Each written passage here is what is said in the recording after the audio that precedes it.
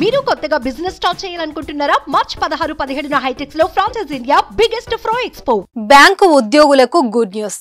భారీగా జీతాలు పెరగబోతున్నాయి. వార్షిక వేతనం ఏకంగా 17% పెంచేందుకు భారతీయ బ్యాంకుల సమైక్య బ్యాంకు ఉద్యోగుల సంఘాల మధ్య శుక్రవారం ఒప్పందం కుదిరింది.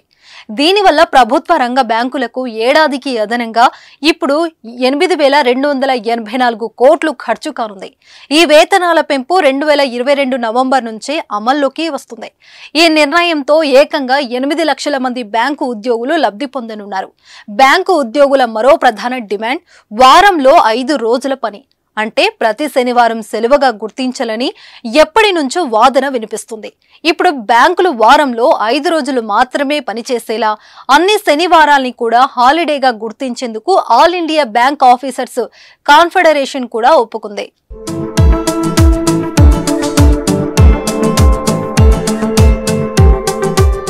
ఇక ఈ నిర్ణయాలకు కేంద్ర ప్రభుత్వం నుంచి అనుమతి లభించాల్సి ఉంటుంది. దాదాపు ఇది ఖరారైనట్లే. అప్పటి వరకు కేంద్ర ప్రభుత్వం అధికారిక నోటిఫికేషన్ విడుదల చేయాల్సిందే. నోటిఫికేషన్ తర్వాత సవరించిన పని గంటలు అమల్లోకి వస్తాయి. ఇక 8,088 DA పాయింట్లను కలిపిన తర్వాత సిబ్బందికి కొత్త వేతన స్కేల్స్ రూపొందించారు.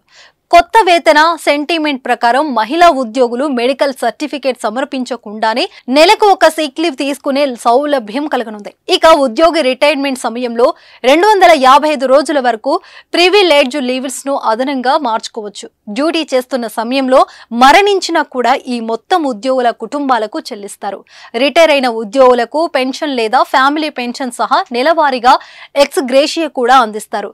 2022 అక్టోబర్ 31న అంతకు ముందు పెన్షన్ అందుకునేందుకు అర్హత ఉన్న వారికే ఇది వర్తిస్తుంది.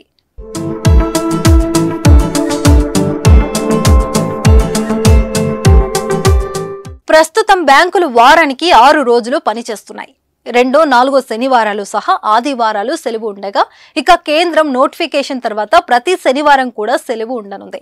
ఇతర ప్రభుత్వ శాఖలు వారంలో 5 రోజులే పనిచేస్తుండగా తమకు కూడా అలాగే కావాలని డిమాండ్ చేయగా ఇన్నాళ్లకు అది నెరవేరబోతుంది.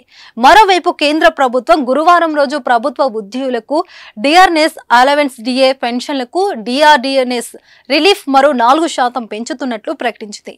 గతంలో ఇది 46%గా ఉండగా ఇప్పుడు 50%కి పెరిగింది. దీంతో టేక్ హోమ్ సాలరీ పెరగనుంది. 50%కి DA చేరగా ఇతర అలవెన్స్లు కూడా పెరగబోతున్నాయి.